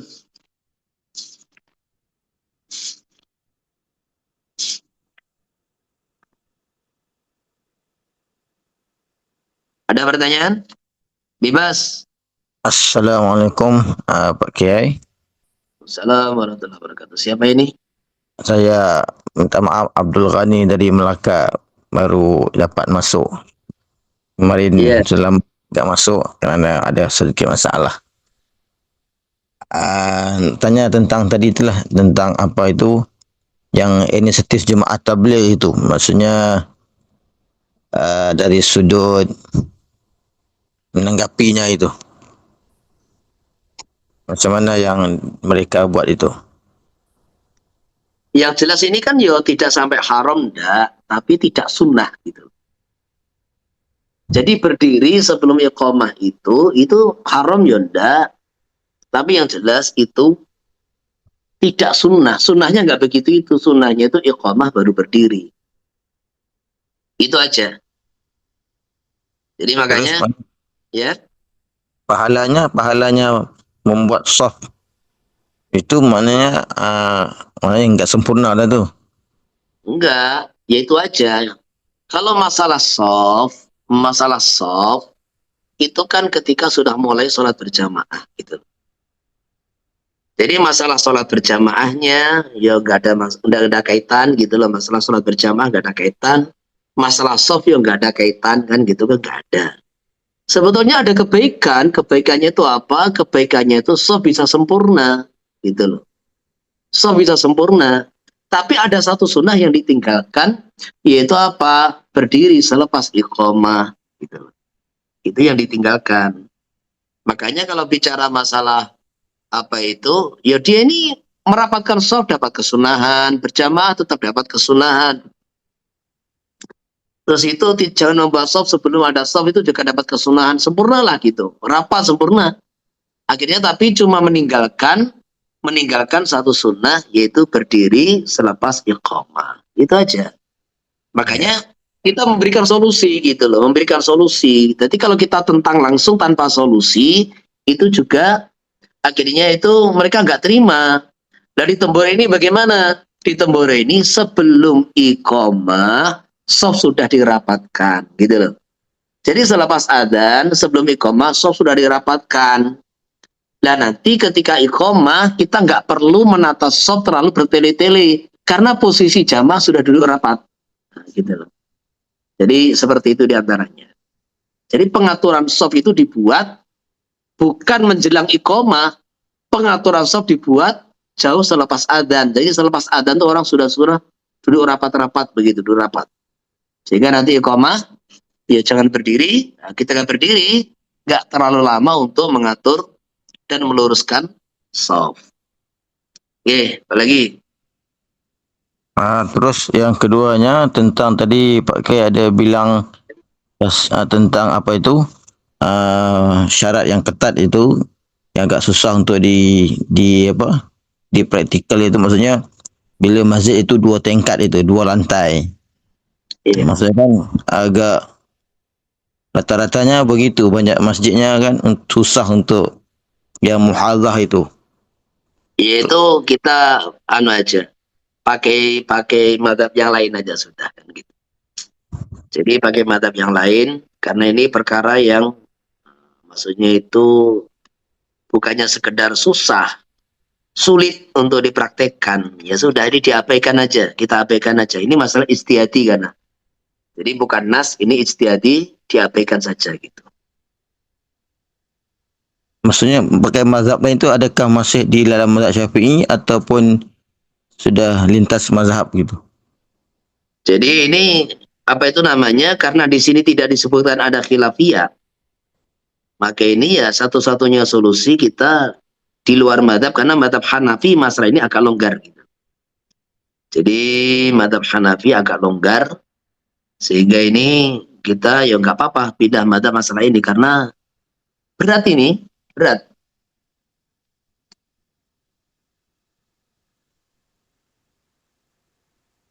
Yang jelas ini yang longgar itu madhab Hanafi masalah ini. Oke, apa lagi? Maaf Pak, terus kalau dari sudut ini kan kalau mazhab Syafi'inya maknanya enggak sah solatnya. Terus kalau mazhab Hanafi solatnya sah. Cuma adakah perlu kita uh, kita maksudnya adakah tidak ada masalah pada talfik itu? Maksudnya kita semayang Jadi ikut ini ya, talfik itu sendiri. Jadi ini bukan talfik, ini kan satu syarat aja gitu loh. Jadi ini masalah talfik itu kalau sudah kondisi seperti ini, jangan kita diurut terus. Kalau kamu ngejar terus begitu, kamu nggak bisa sholat. Itu aja. Jadi pembahasan ini kalau sudah masakoh seperti ini, nggak usah diteruskan terlalu mendalam. Gitu. Nanti kalau kamu terus terlalu mendalam, kamu nggak bisa sholat dan orang juga nggak ada yang bisa sholat. Gitu loh. Kalau agama sudah tingkatan seperti itu, maka itu ya ini namanya membuat kesulitan gitu loh. Ya memang ijtihad itu terkadang berdasar pada satu penelitian, maka dari dalil ini maka disebutkan seperti ini. Dan terus terang, ini pendapat ini nggak bisa diamalkan gitu. Ketika nggak bisa diamalkan, ya sudah kita ini pakai pendapat yang ringan. Terus kamu jangan terus mengejar talfik, itu nanti kamu akhirnya nggak bisa amal agama gitu loh. Nah, dalam agama itu ya siru wala tu'asiru gitu. Karena ini perkara ijtihadi, bukan nas. Maka ya sudah diabaikan, ini sudah gitu aja. Ini karena kalau nggak diabaikan, ini bukan kita ini tidak berpegang pada saya, bukan. Ini kalau nggak diabaikan, maka ini tidak bisa kita ini terutama yang apa itu kondisi yang apa masjid yang tingkat-tingkat seperti zaman sekarang ini. Nah, di mana-mana di kota-kota besar atau di desa yang memang tuh masjidnya nggak muat, mau nggak mau harus tingkat. Akhirnya itu nggak sah semua gitu loh. Karena tidak ada muhadah. Sedangkan persyaratan muhadah itu tidak ada nas, itu adalah ijtihadi. Maka kita kalau sudah memang pindah madhab dalam posisi begini, nggak usah tanya masalah talfik. Jadi kayak mamanya itu kamu bermakmum dengan apa tuh namanya orang Hanafi sudah. Itu kan dalam madhab Syafi'i kan ya nggak sah itu karena imamnya itu nggak sah menurut makmum. Nah, al-itibar, al-ibrah kan bi'tiqadil makmum, tapi ada sebagian ulama itu al-ibrah bi'tiqadil imam. Nah, kalau sudah masakoh begini, ini kalau kita kejar masalah talfik, nah, nanti jadinya itu nggak bisa amal agama gitu loh, nggak bisa amal agama. Maka talfik itu sendiri khilafiyat gitu loh. Jadi talfik itu sendiri khilafiyat. Makanya kalau sudah kondisi semacam ini kita buat kemudahan. Jadi prinsip kita buat kemudahan, jangan ya tetap berpegang dengan madhab. Tapi ketika dalam satu madhab ada pendapat yang kayaknya itu begitu berat untuk dipegang, ya sudah, ya siru wala tu'asiru, buatlah satu pendapat yang kira-kira tuh mudah diamalkan oleh umat gitu. Karena ini kalau kamu terapkan, akhirnya semua masjid itu lantai 2 nggak bisa dipakai. Sampai Masjidil Haram, Masjid Nabawi, juga masjid-masjid di kota-kota itu nggak bisa dipakai semua. Istiqlal juga begitu. Nggak bisa dipakai semua. Karena tidak ada muhadah gitu. Bisa dipahami ya? Jadi Iya, Pak. kita ini berpegang madhab itu penting. Tapi kalau cara berpikir kamu itu terus dikejar terus talfik begini, nggak bisa amal agama sudah nanti. Nah, apalagi? Itu apa ada di kena kemarin ada juga saya bicara kuliah itu bab ini. Jadi kat sini tadi kan Pak Kiai bilang di masjid, terus di sini kalau dalam Mughni ini kan dia bilang law waqafa fi uluwin fi ghairi masjidin Iya. kasatim murtafi'atin wastidari masalan wa imamu fi suflin kasahnin tilkada. Adakah ini bicara masalah atas bawah ini selain masjid ataupun termasuk masjid ya, gitu Pak. Syarat Gimana syarat gimana? syartu muhadzah ni, syartu muhadzati ba'di badanihi ni, adakah dia Iya. khususiat untuk selain masjid ataupun termasuk masjid? Sebab kalau dalam Mughni ni dibilang law waqafa fi ulwin ay fi ghairi masjidin.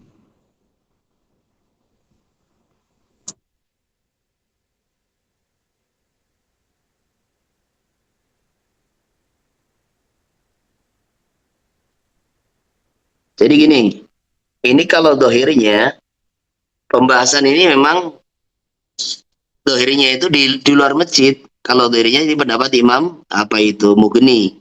Tapi nanti kita cek, coba kita cek itu di apa namanya, di kitab yang lain apakah emang ini dikhususkan di luar masjid atau bagaimana gitu. Karena kan ini Buat pembahasan ya, terakhir ini kan satu imam di dalam masjid tadi kan gitu kan. Jadi ya, pembahasan terakhir ini kan imam di dalam masjid, makmum di luar masjid kan masjid. gitu kan. Itu kan Ya, kondisi yang terakhir kan gitu kan. Nah ya. terus di sini wa idza sahhat tidatu fi bina'in akhara sahidatu man khalfahu. Jadi ini pembahasan furu. Ketika imam dan makmum itu lain bangunan, lain bangunan, apa itu? Maka orang-orang yang ada di belakang makmum, yang dia tidak bisa melihat imam, tapi dia bisa melihat orang makmum tadi, maka ini semuanya sah. Lah, terus lawaqafa fi uluwin wa imam fi suflin, ini kalau dikaitkan dengan pernyataan furu sebelumnya, gimana ini Imam Bughani itu di sini, Imam Bughani. Siapa ini Makhatib Asri mengkhususkan ini figuri masjid, maka berarti longgar begitu. Berarti ini adalah syarat ini hanya bagi orang imam makmum yang sholatnya di luar masjid. Jadi tidak berlaku di dalam masjid, Masjid. begitu itu. Tapi nanti kita cek coba di syarat yang lain apakah memang ini syarat hanya di luar masjid atau bagaimana gitu. Nanti kita anu dalam kajian berikutnya. Ya, Pak, insyaallah. Jazakumullah khairan katsiran. Yang lain.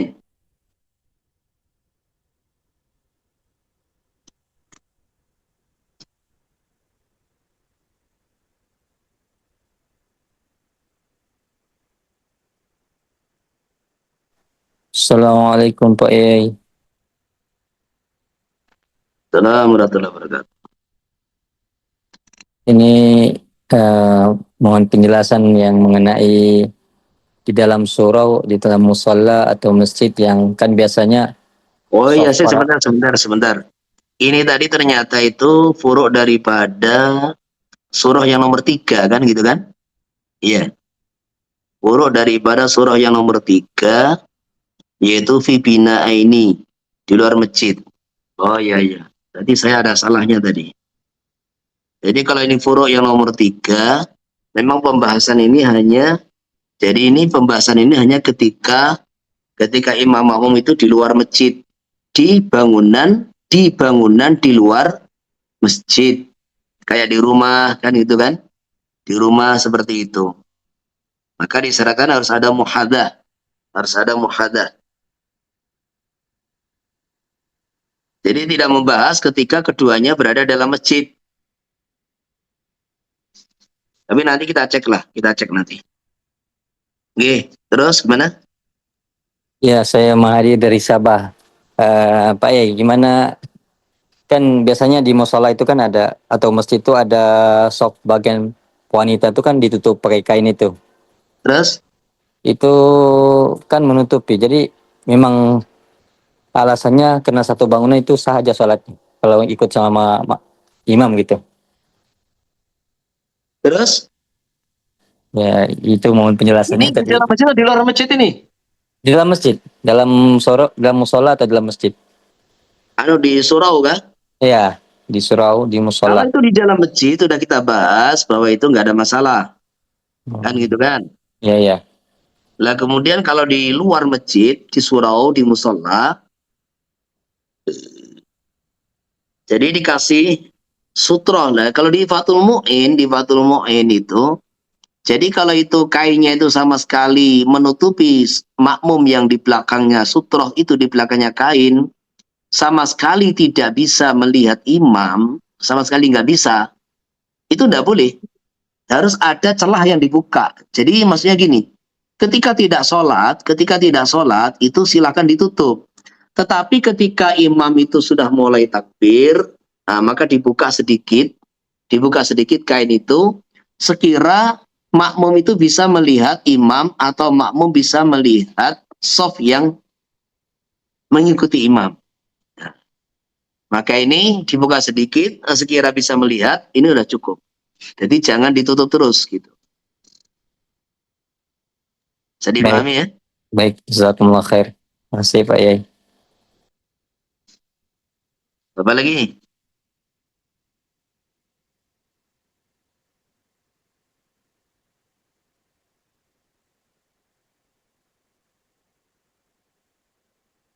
Cukup? Mau apa nih kepahaman Pak? Maksudnya kalau masalah imam makmum ini sama ada dari dalam masjid atau di luar masjid atau di mana? Mana yang saya fahami itu perlu ada dua syarat. Yang pertama bisa musyahadah, yang kedua bisa istitrak. Ya. Gitu. Diulangi dari awal gimana? Maksudnya kalau untuk ikut imam, imam dan makmum sama ada dalam masjid atau di luar masjid Ya. harus ada dua syarat yaitu musyahadah dan istitrak. Ya. Kalau tidak ada salah satu maka enggak sah gitu. Kalau itu di luar masjid benar, tapi kalau di dalam masjid musyahadah tidak disyaratkan. Cukup mengetahui intiqalatul imam. Gitu. Jadi musyahadah itu disyaratkan hanya bagi orang yang di luar masjid. Nah, begitu.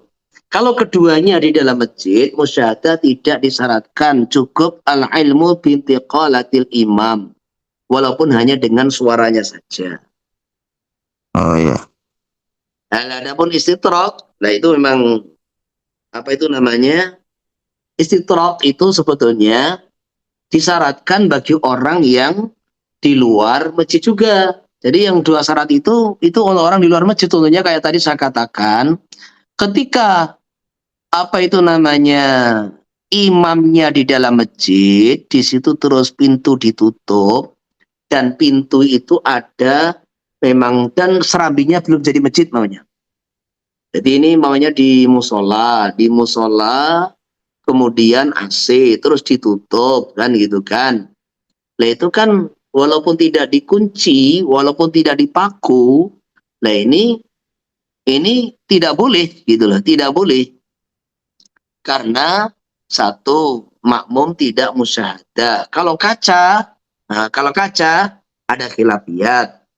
Nah yang kedua masalah istitrak itu maksudnya antara makmum dengan imam itu seandainya dia mau berjalan menuju imam itu bisa gitu loh. Bisa. Jadi itu harus ada jalan tembus. Nah, jalan tembus.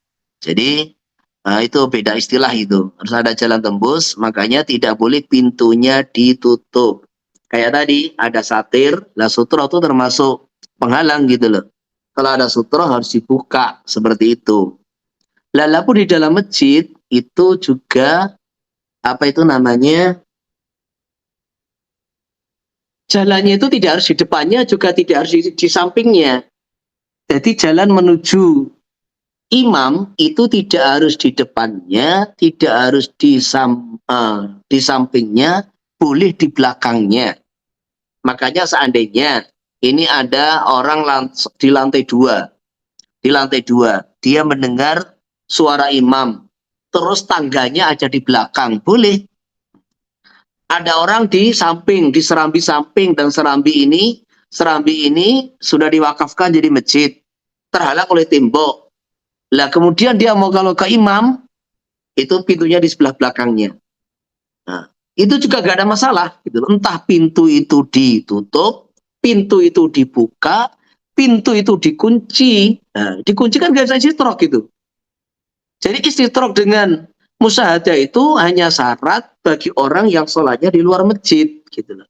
Kalau di dalam masjid itu longgar, dua-duanya gak disyaratkan gitu loh.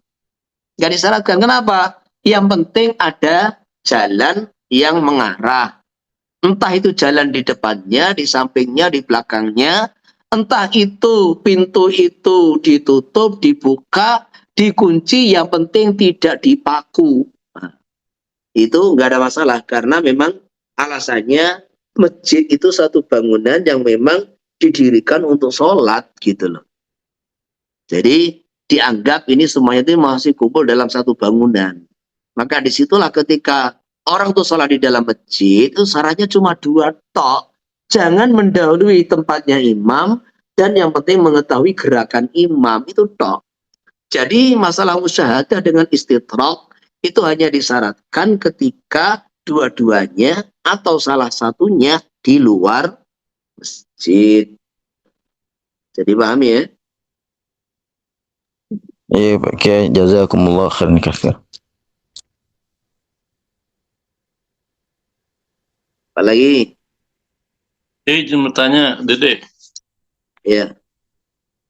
itu kayak terkait orang yang sholat di luar masjid dengan bangunan yang tingginya berbeda, itu di situ disyaratkan pendapat kedua, kayak kan di situ kalau pendapat kedua dikatakan syaratnya cuma satu, yaitu dekat aja. Itu nggak, berarti di situ nggak disyaratkan ada robit, kayak nggak perlu ada robit, yang penting dekat gitu maksudnya, kayak atau gimana? Ilam yakun ha'ilun. Oh, apabila nggak ada ya. Seperti Ya, yang ibarat sebenarnya saya, orang imamnya di atap, makmumnya di lantai, di ini apa namanya, di tanah gitu. itu kan tambahan di belakang kan. Jadi kalau idza sahha iktida'uhu fi bina'in akhara sahha, terus yang kedua la waqafa fi uluwin wa imamu suflin. Nah ini ternyata pembicaraan ini masih pembicaraan macam yang nomor 3, di mana kedua-duanya di dalam bangunan selain masjid kan gitu kan. Jadi ini selahnya itu syarat tambahan gitu loh.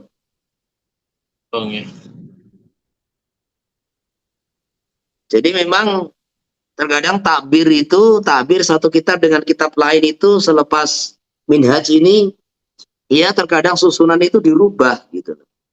Susunan dirubah supaya mudah dipahami begitu. Jadi apa susunan bahasanya itu sebagian dirubah begitu. Di sini kan seolah-olah illa taqor illal kurbu. Syaratnya cuma satu kan gitu kan.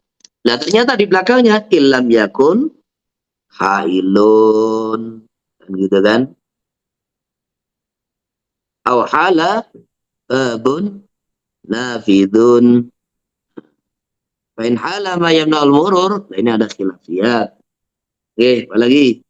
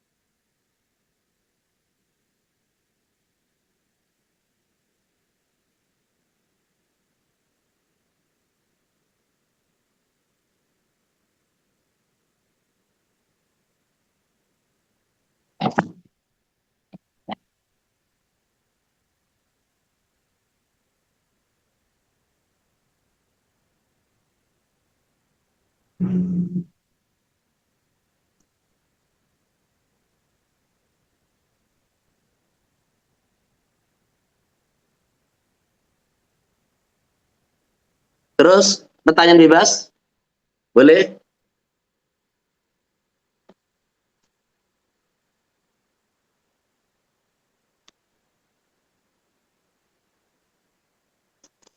Nggak ada? Bismillahirrahmanirrahim. Syaratul qudwati ayyan wiyal ma'mumu. Syaratnya qudwah makmum harus niat menjadi makmum atau niat iktimam atau niat iqtida. Syaratul qudwati ayyan wiyal ma'mum mal takbiri al-iqtida'a awil jama'ata.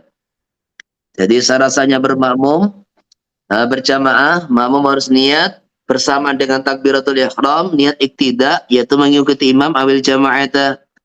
Wal jum'atu kaghairiha ala sahih. Salat Jumat seperti salat Jumat ala sahih. Jadi harus niat.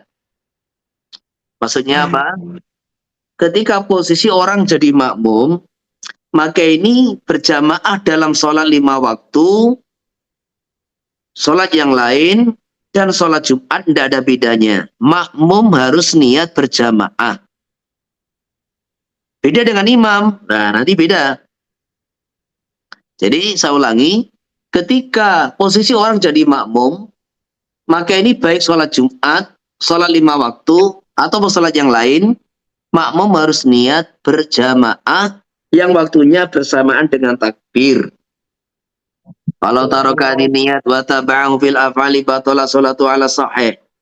Kalau dia tidak niat seperti ini, kemudian mengikuti gerakan-gerakan imam, maka batal sholatnya. Nah ini batal sholat ini maksudnya dia mengikuti gerakan imam sampai intidhar yang lama. Tentunya gimana? Dia ini sebetulnya sudah baca Fatihah, sudah baca surah, waktunya ruku, tapi dia tidak ruku-ruku, menunggu imam gitu. Nah seperti itu. Dia sudah waktunya qiyam, tapi nggak qiyam-qiyam nunggu imam lah. Kalau intidharnya itu secara uruf dianggap lama, maka di situ batallah sholatnya. Jadi batal itu sholatnya. Salahnya intidhar katsir. Kalau intidhar ini sebentar nggak apa-apa. Lah, kenapa sholatnya batal? Karena dia ini mengaitkan gerakan-gerakan sholat dia dengan gerakan sholat orang lain tanpa ada penghubung di antara keduanya. Jadi dia tidak ruku kecuali selepas rukunya imam. Dia tidak sujud kecuali selepas sujudnya imam. Ini namanya kan menggantungkan, mengaitkan sholat-sholat dia, gerakan-gerakan sholat dia dengan gerakan sholat orang lain tanpa ada penghubung, tanpa ada niat yang menghubungkan antara sholat keduanya. Nah ini menjadikan sholatnya batal. Kemudian wala yajibu tayyinul imam, tidak wajib menyebutkan siapa nama imam. Bain ayana wa akhta batala sholatuhu. Kalau dia menyebutkan ternyata keliru, dikira Ustadz Abdullah tapi ternyata Ustadz Hasan gitu, malah batal sholatnya. Terus bagaimana imam? Wala yustaratu lil imam niyatul imamah bal tustahabu. Tidak disyaratkan bagi imam niat jadi imam, tetapi sunnah. Bain akhta'a fi tayyini tabi'i lam yadurra. Kalau imam ini mentakyin siapa nama makmumnya ternyata salah, nggak apa-apa. Jadi niat jadi imam itu nggak wajib kecuali imam sholat Jumat. Jadi kalau imam sholat Jumat itu wajib karena berjamaah di dalam sholat Jumat itu ya wajib. Nah karena berjamaah itu wajib, maka baik imam bagi makmum wajib niat sholat berjamaah. Watasi qudwatul mu'addi bil qadhi. Jadi boleh dalam berjamaah itu sah maksudnya walaupun itu makruh. Kalau makruh berarti nggak dapat pahala jamaah, tapi sah. Al mu'addi, makmumnya sholat ada, imamnya sholat qadha. Wal muftaridi bil mutanafili, makmumnya sholat fardu, imamnya sholat sunnah. Wa bidhuri bil asri, makmumnya sholat duhur, imamnya sholat asar. Wa bil uqusi dan sebaliknya. Makmumnya qadha, imamnya ada. Imamnya sholat taraweh, makmumnya sholat qadha. Sah. Maka ada duhur bin subhi. Begitu pula kalau beda jumlah rakaatnya. Contohnya, makmumnya duhur, imamnya subuh, atau imamnya maghrib. Wa wakal masbuk, maka ini seperti masbuk. Jadi maksudnya apa? Ketika imamnya ini jumlah rokaatnya lebih sedikit, maka nanti ketika imam salam, dia meneruskan sholatnya menambah jumlah rokaatnya sebagaimana makmum masbuk. Wala taduru mutaba'atul imam bil kunuti wal julusi akhiri fil maghribi. Jadi maksudnya ketika makmum duhur imamnya subuh nggak apa-apa mengikuti imam di dalam kunut, juga mengikuti imam di dalam duduk akhir sholat maghrib, padahal dia mestinya berdiri. Makmum rakaat ketiga sholat duhur itu berdiri, lah imamnya itu duduk tasyahud akhir, nggak apa-apa. Tetapi walau firaqu idza istaghala bihima, boleh bagi makmum mufaraqah dengan imam ketika imam sibuk dengan kunut atau duduk akhir. Wa yajuzu subuh khalfa dhuhri fil adari. Boleh juga makmumnya rakaatnya lebih sedikit daripada imam. Contohnya, makmum sholat subuh, sholat maghrib, imamnya sholat duhur. Terus, fa'in qama lisalisati. Kemudian ketika imam berdiri rakaat ketiga, ini kan makmum sudah selesai sholat.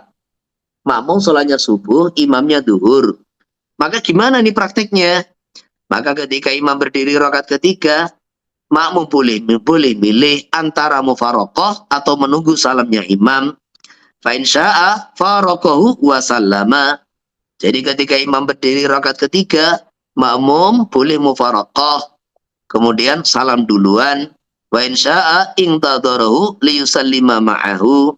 Kalau dia mau, maka menunggu dalam tasyahud, menunggu tasyahud supaya salam bersama imam.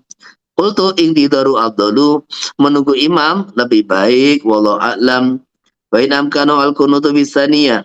Kemudian dalam surah yang ini, makmum subuh, imam luhur, kalau bisa bagi makmum mengerjakan kunut dalam rakaat kedua, ya qanata, dia kunut. Wa ila kalau tidak mungkin, ya tarakau, dia tinggalkan. Walau fi raquli yaknuta. Boleh juga makmum mufaraqah dengan imam supaya bisa kunut. Fa in ikhtalafa fi luhuma. Nah, titik, lihat nota titik. Jadi maksudnya, dari awal tadi, di dalam mazhab Syafi'i, di dalam berjamaah itu, boleh sholat berjamaah itu, sholat imam dengan sholat makmum itu jenisnya berbeda. Namanya sholat berbeda. Boleh. Selama tidak terjadi mukhalafah gitu loh. Tidak terjadi mukhalafah, maksudnya gerakan-gerakan itu sama, maksudnya sama itu sama-sama ada qiyamnya, sama-sama ada rukuknya, sama-sama ada i'tidal sujudnya. Nah, maka itu boleh berbeda jenis sholatnya gitu, berbeda nama sholatnya. Satu ada imam qadha atau sebaliknya, makmum fardu, imam sunnah atau sebaliknya, satu duhur, satu asar, boleh. Bahkan seandainya jumlah rokaat berbeda juga boleh. Entah itu makmum yang rokaatnya lebih banyak, duhur dengan subuh, atau imam yang rokaatnya lebih banyak, semuanya boleh. Gitu. Lah cara-caranya sudah disebutkan tadi. Tetapi kalau intidho musola itu berbeda, contohnya kita mau sholat duhur, sholat duha, imamnya sholat jenazah, itu kan caranya sudah berbeda. Atau dia sholatnya sholat gerhana dengan cara yang berbeda itulah. Itu tidak boleh karena nidhamu sholat, intidhamu sholat, tata caranya itu sudah berbeda. Kalau cuma beda jumlah rokaat, itu masih banyak contohnya gitu loh. Jadi masih diperbolehkan walaupun ada khilafiyat. Jadi wakaza itu menunjukkan ada khilafiyat gitu loh. Maka ini tapi masih boleh. Tapi kalau nidhamu sholat itu berbeda. Kayak sholat jenazah nggak ada rukuk, nggak ada sujud. Sholat gerhana di situ. Rukuknya 2 kali, qiyamnya 2 kali, i'tidalnya 2 kali. Nah, ini kan beda di situ itu.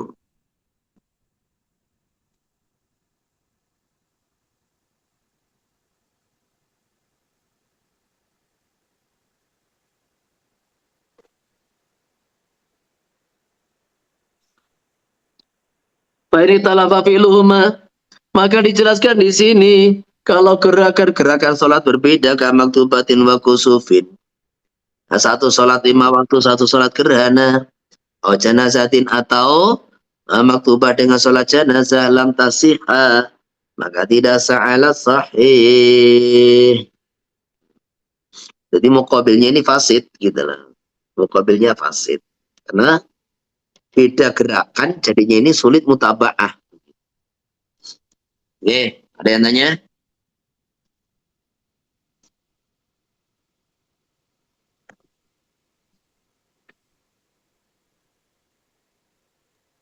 Ada satu soalan Pak. Ya.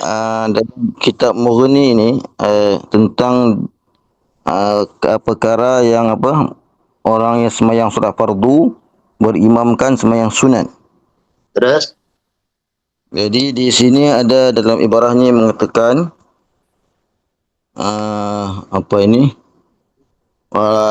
ada ayat wa ma'asihati dzalika yusannu tarkuhu khurujan minal khilaf. Ya. Maksudnya yang khilaf tu ada yang mengatakan tidak sah Pak. Iya. Oh. Makanya ini sholat berbeda nauknya sholat itu sah-sah tetapi tidak mendapat fadilah jamaah. Karena itu ma'al karohah gitu loh. Jadi ma'al karohah sehingga tidak mendapatkan fadilah jamaah dan sebaiknya ditinggalkan. Karena khurujan minal khilaf. Jadi maaf, jadi tadi Bapak bilang ada tidak mendapat pahala kerana Iya. dia ada makruh. Iya. Kerana yusannu tarku maknanya kalau kita buat mana makruh lah. Kalau perkataan yusannu tarkuhu itu. Jadi sesuatu yang sudah ditinggalkan itu jangan dikerjakan gitu loh. Makanya kalau kita meninggalkan dapat pahala, makruh kan kalau ditinggalkan itu kan kalau dikerjakan nggak dosa, ditinggalkan akan dapat pahala. Iya, Paham nggak? paham. Jadi maksudnya Jadi gimana? antara contoh ada orang kadang-kadang dia mau semayang berjemaah gitu. Maksudnya dia datang telat terus tapi dia mau solat berjemaah tapi dia cuma satu orang. Kemudian dia ikut orang semayang sunat.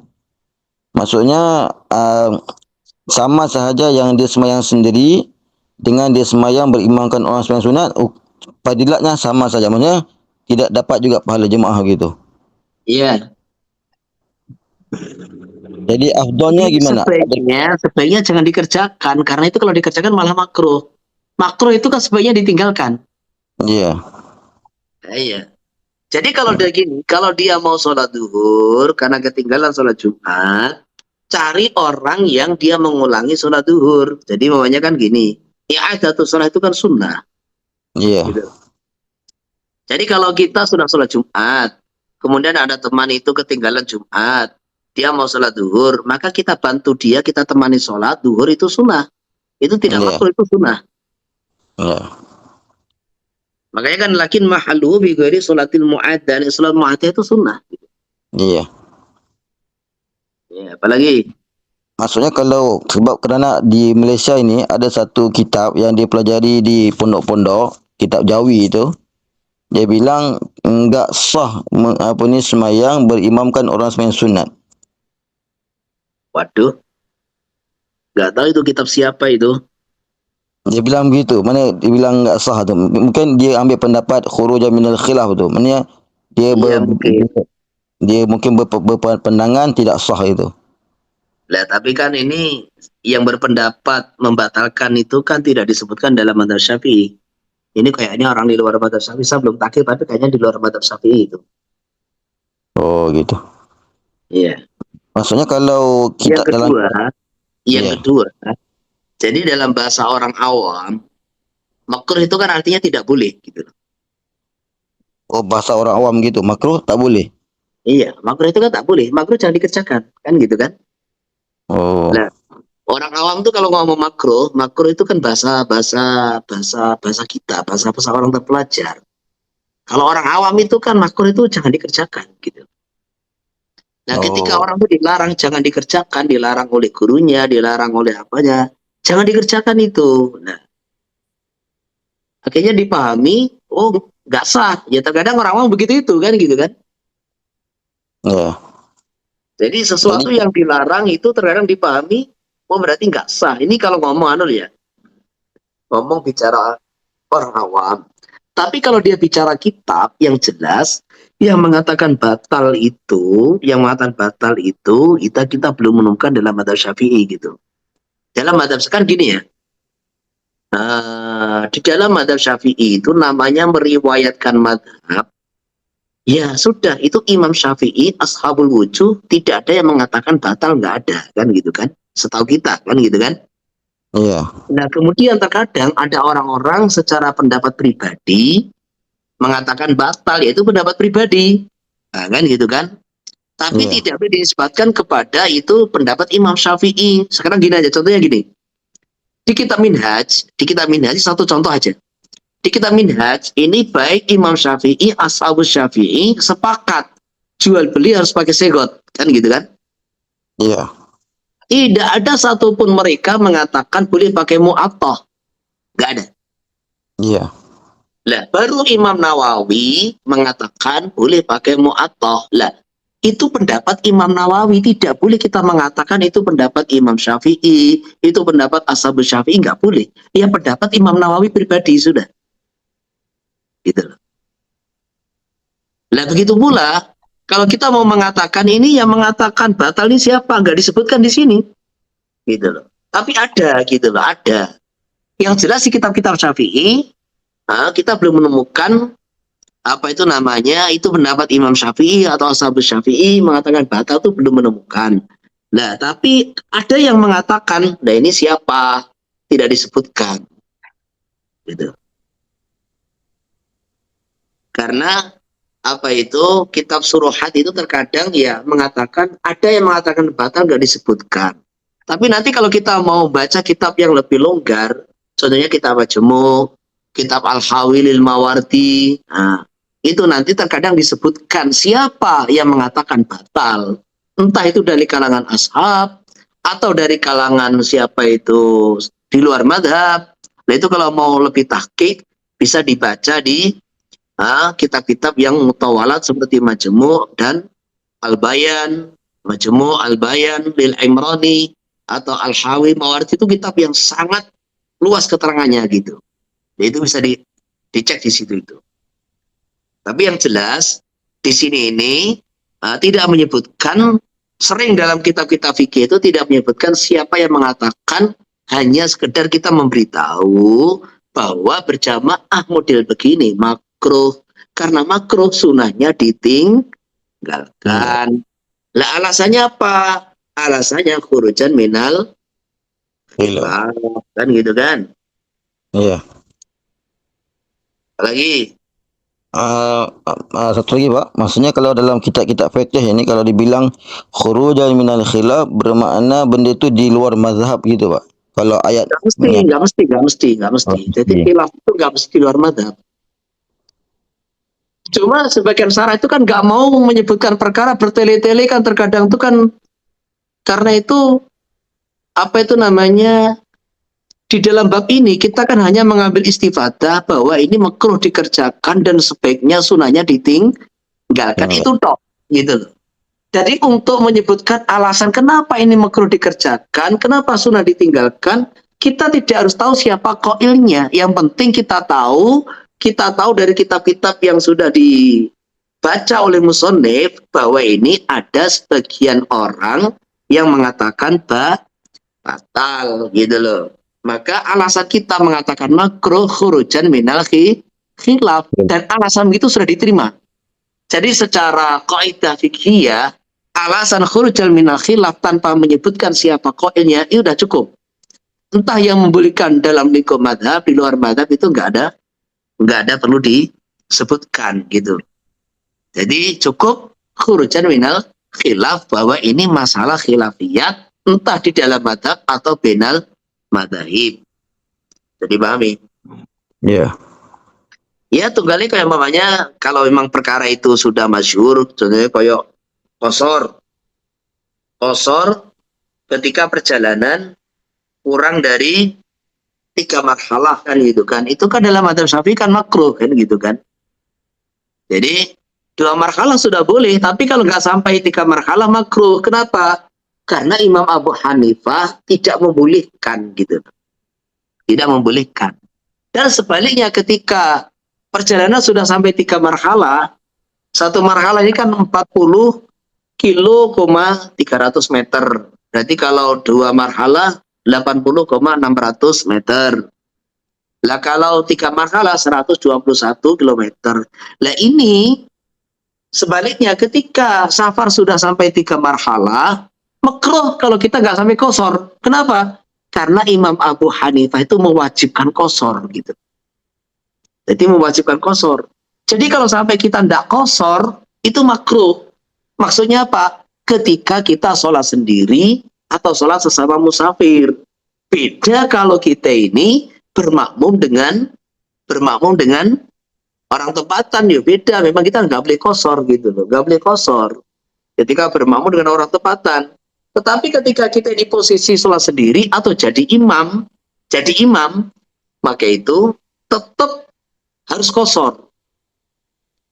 Nah ini yang kemarin saya buat status itu kan, makanya ketika baginda Nabi Sallallahu Alaihi Wasallam, beliau itu haji wada itu 10 hari di Mekah dan Armina itu.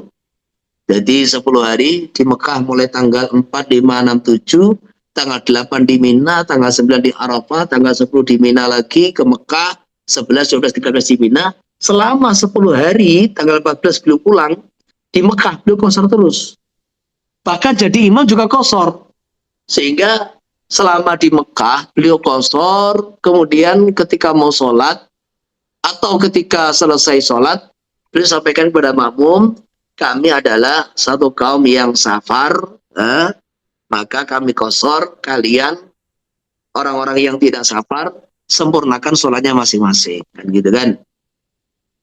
Jadi beliau satu riwayat itu selesai salam 2 rakaat, maka memberitahu kepada jamaahnya, kami orang yang dalam safar, maka kalian yang tidak safar itu sempurnakan sholatnya masing-masing. Dan itu sampai sekarang, kalau orang itu di Mekah musim haji, sholat di Masjid Khaif, di Mawasim Hajj, itu tanggal 8, tanggal 10, 14, itu selama musim Hajj, orang sholat di Masjid Khaif sampai sekarang, duhur, asar, isya itu imamnya sholat 2 rakaat. Gitu. Sampai sekarang. Sehingga itu ada yang memahami jamak kosor itu karena alasan hajj, bukan karena musafir. Bukan karena musafir. Tapi itu juga madhab di luar madhab Syafi'i. Karena kalau madhab Syafi'i, orang sudah di Mekah itu lebih daripada 4 hari, wajib itmam. Wajib itmam.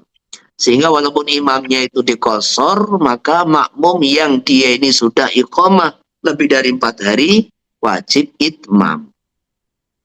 Jadi contoh seperti itu. Makanya kita lihat itu masing-masing India jarang jadi imam. Kalau boleh jadi imam, ya tetap kosor, wajib masalahnya itu. Wajib.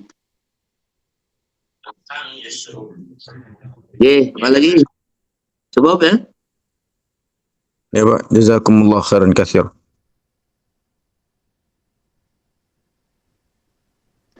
Oke, jadi mudah-mudahan Allah kasih manfaat untuk kita semua dan untuk umat. Subhanallah Assalamualaikum. Waalaikumsalam warahmatullahi wabarakatuh. Jazakumullah khairan katsir. Assalamualaikum warahmatullahi wabarakatuh.